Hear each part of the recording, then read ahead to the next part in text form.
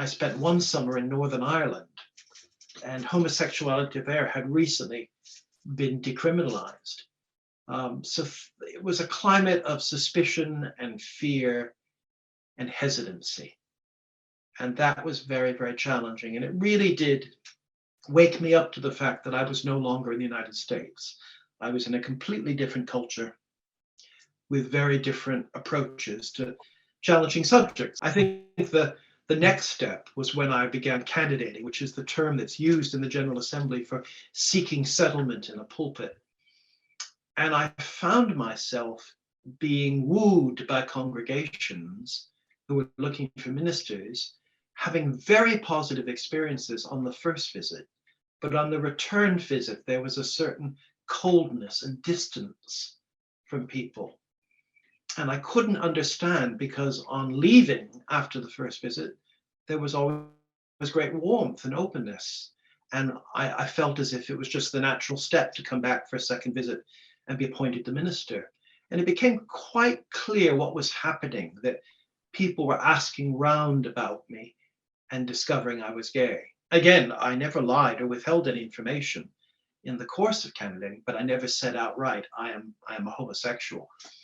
And I was really, really taken up quite abruptly and to my surprise, when one congregation took the vote as to whether to call me to be the minister or not, and it was only against, even though I had been told that it would probably be almost 100% in favor.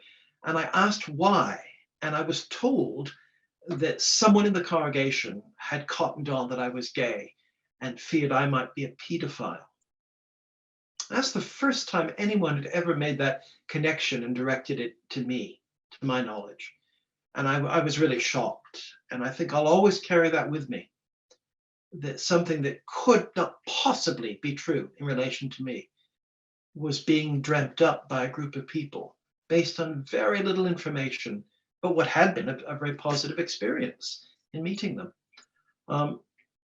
I was finally successful in securing placement in a congregation because the chairperson of the congregation in question had been very, very much involved in the life of the wider General Assembly of the denomination.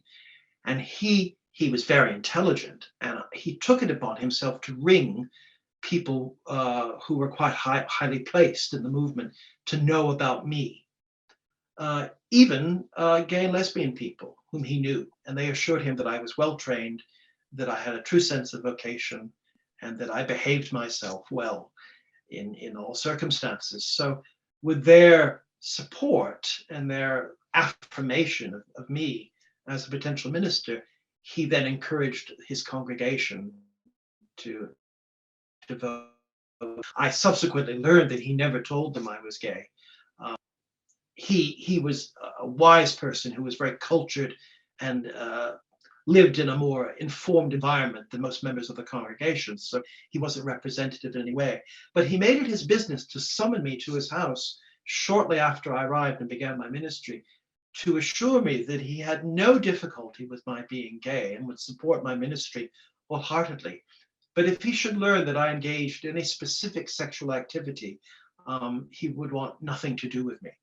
So clearly, I was being told that there were boundaries, and this was early on in my ministry of behavior. So it was very chastening to have that experience, but I'm very grateful that it happened at the very beginning of my ministry, because it enabled me to go forward armed with that knowledge that the average person in the pew really wasn't in sync with the denomination's official policy.